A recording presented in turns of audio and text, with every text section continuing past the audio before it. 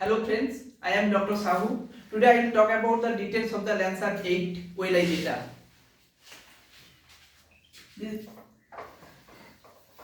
Landsat 8.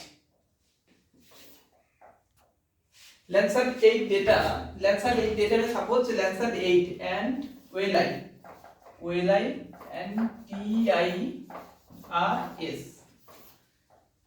Landsat 8 means this is the satellite name, and OLI and TIRS.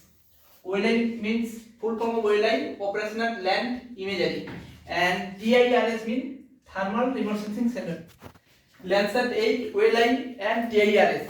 OLI full form of OLI means the Operational Land Imagery, and TIRS means the Thermal Remote Sensing Sensor. यहाँ पे क्या हो रहा है? यहाँ पे Landsat 8 जो satellite data है, यहाँ पे OLI and TIRS. OLI is the spectral sensor and TIRS is the thermal remote sensing sensor. तो यहाँ पे क्या हो रहा है? टू टाइप ऑफ सेंसर यहाँ पे यूज हुआ Landsat 8 में, ठीक है, क्योंकि सब लोग पता है जो ओनली स्पेक्ट्रल जो सेंसर है वो यूज हुआ, बट ऐसा नहीं है, थर्मल रिमोट सेंसिंग सेंसर जो है वो भी यूज हुआ। तो यहाँ पे जो Landsat 8 में सबसे इंपॉर्टेंट थिंग जो है बैंड, यहाँ पे क्या हो रहा है? यहाँ पे 11 नंबर ऑफ बैंड यहाँ पे क्या हो रहा है? यूज हो रहा है। कहाँ पे? Landsat 8 सैटेलाइट डेटा में। जो फर्स्ट बैंड है यहाँ पे बैंड नंबर 1, जो बैंड नंबर B1, यहाँ पे क्या हो रहा है? बैंड नंबर 1 में coastal, actually coastal band number 1 में क्या है? Coastal by aerosol.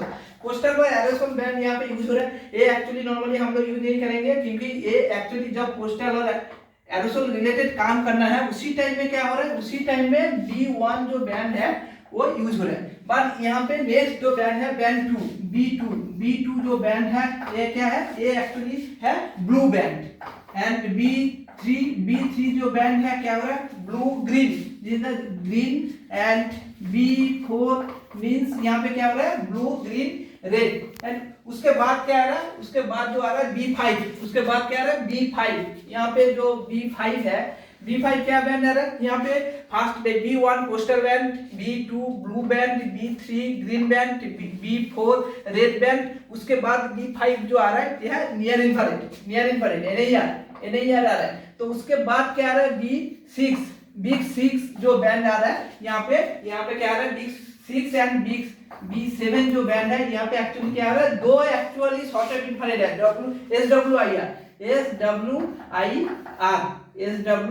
दो यहाँ पे शॉर्टेड इन्फ्रारेड जो बैंड है यहाँ पे यूज हुआ। उसके बाद क्या आ रहा है? सबसे इंपॉर्टेंट थिंग जो है B8 क्या है? पैन बैंड, मतलब pan means panchromatic band. And उसके बाद क्या आ रहा है? सबसे ज्यादा इंपॉर्टेंट है, इसके बाद जो और एक बैंड है ये है B9, जो हम लोग नॉर्मली यूज नहीं करते। B9 है एक्चुअली सिरास, जो हम लोग क्लाउड रिलेटेड जो काम करना है उसी टाइम में हम लोग ये सिरास यूज करेंगे। अदर हम लोग यूज नहीं करते।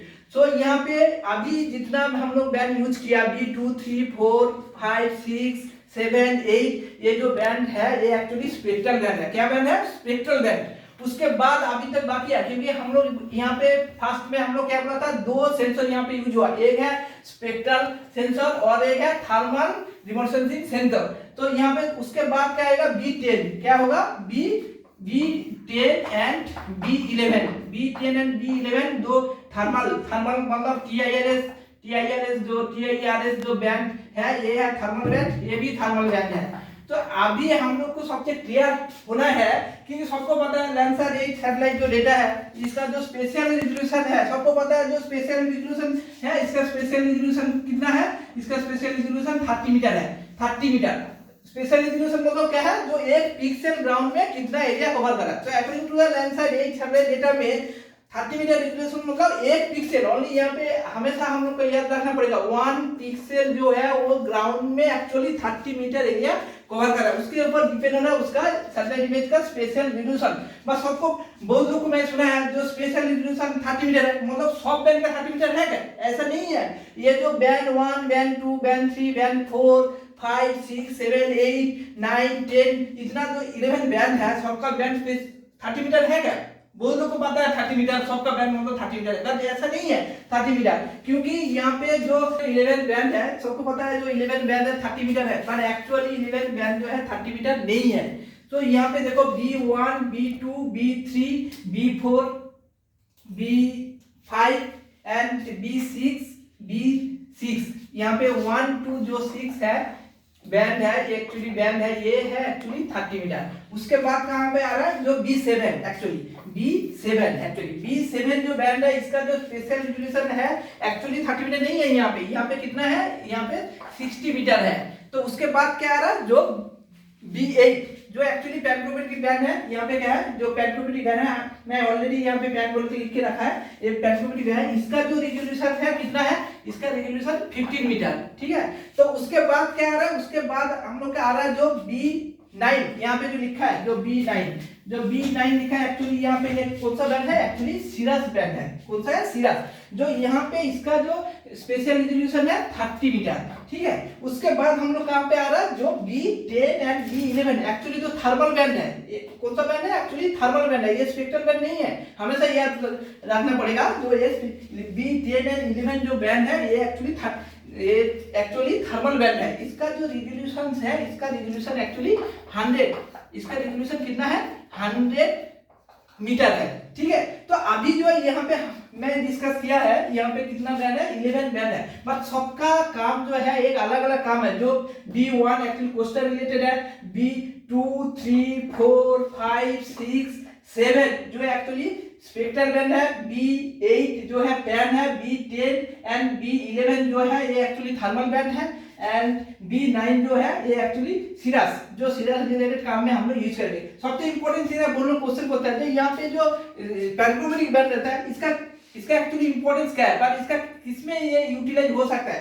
एक्चुअली क्या होता है ना, हम लोग बहुत टाइम में क्या है, सब लोग तुम्हारे पास एक इमेज है जो लेंसर इमेज होगा, जो लो रेजोल्यूशन इमेज है, बट लो रेजोल्यूशन जो इमेज है वो देखे तुम जो काम करना चाहते हो वो नहीं कर पा रहे हो। तो वो जो इमेज है, इमेज का रिजोल्यूशन तुम क्या करना चाहते हो, डाउन स्केलिंग करना चाहते हो, मतलब इमेज रिजोल्यूशन हाई करना चाहते हो, मतलब fine resolution, coarse resolution convert to the fine resolution करना चाहते हो। तो अब क्या होता है, सपोज तुम्हारा बैग ये 30 मीटर एक स्पेशल रिजोल्यूशन बैंड है, उसके साथ क्या करो, उसके साथ पैन जो बैंड है 15 मीटर बैंड है, उसके साथ मार्च करो। एक टर्म है रिजोल्यूशन मार्च करो, एक टर्म है स्पेशली एनबी एड्रेस में जाके देखो, उस टाइम में तुम देख पाओगे एक ऑप्शन है। सो एक लो रिजोल्यूशन बैंड एंड पैनक्रोमेट्रिक जो बैंड है, कि एक्चुअली पैनक्रोमेट्रिक बैंड क्या है, हाई रिजोल्यूशन बैंड, हमेशा हाई रिजोल्यूशन होता है पैनक्रोमेट्रिक। एक साथ मार्च करो, तुम्हारा जो कोर्स रिजोल्यूशन डेटा क्या होगा, convert to the higher resolution, that means the down scaling technique, इसको बोलते हैं डाउन स्केलिंग टेक्निक। तो ये जो चीज है, सबसे इंपॉर्टेंट चीज है यहाँ पे थर्मल बैंड। एक्चुअली इसका यूटिलाइजेशन क्या है, सबको पता है, जो B2 3 4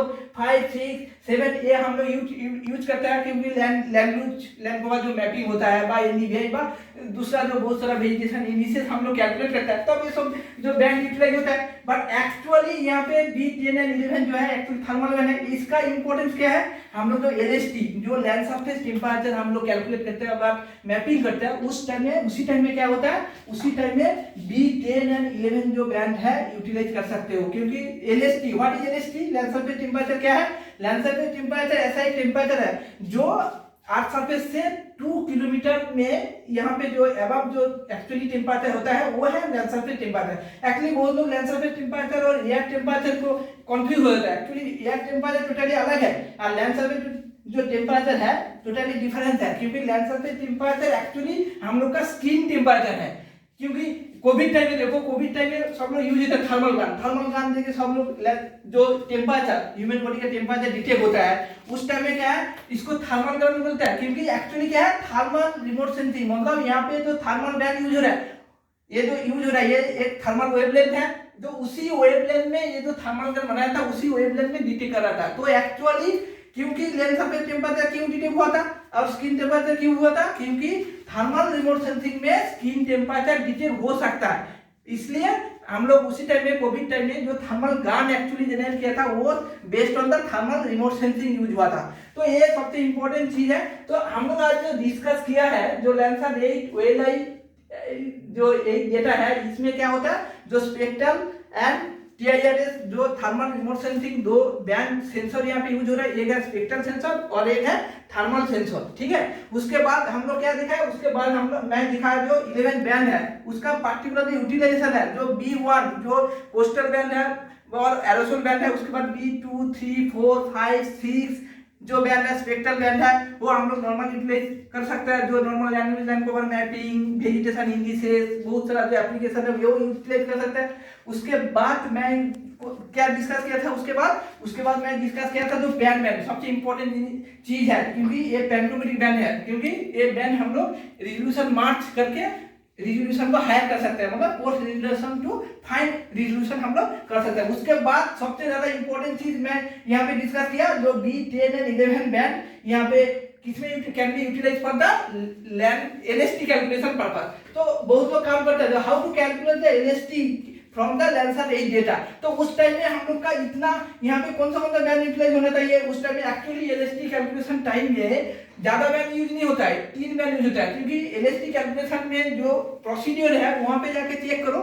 एक है एनडीवी कैलकुलेशन पर्पस में यूज होता है, जो एनडीवी पर्पस में हम लोग कौन सा बैंड चाहिए, एक है कौन सा बैंड चाहिए, एक है हम लोग नियर इंफ्रारेड और रेड बैंड चाहिए। तो यहाँ पे देखो नियर इंफ्रारेड और रेड बैंड ऑलरेडी लिखा है, B4 क्या है रेड बैंड एंड B5 यहाँ पे नियर इंफ्रारेड। तो B4 B5 और जो एलएसटी डिटेक्ट होता है एक्चुअली थर्मल बैंड वो यहाँ पे B10 एंड 11 है, तो सब लोग यहाँ पे B10 यूज करते हैं, ठीक है। तो एक्चुअली एलएसटी कैलकुलेशन टाइम में Landsat 8 जो डेटा है वहाँ पे B4 B5 एंड 10 ये 3 बैंड लेके तुम एलएसटी कैलकुलेशन कर सकते हो, ठीक है।